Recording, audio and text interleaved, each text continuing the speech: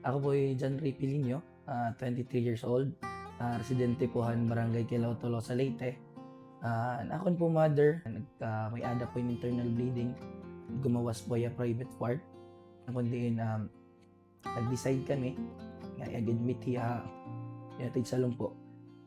Nagkamiada po kami hin 33,000 nga hospital bill.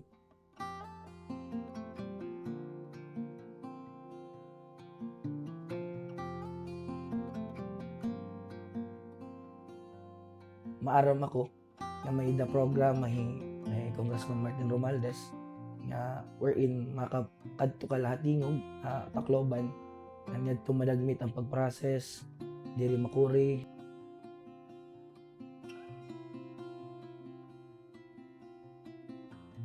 duro ka approachable ang mga tao, then madagmit lagi hapon po para hassle, then to mismo nga adlaw tatagan ka lang yung bowling.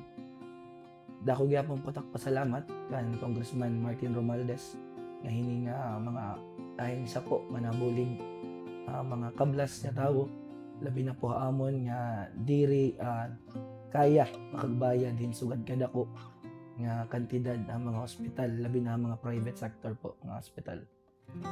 Damo nga salamat Congressman Martin Romualdez hini nga imo programa. Damo po't nabubuligan hini dili ako kundi bugos po nga Pilipinas, especially po din nga Tolosa. Damo po nga salamat.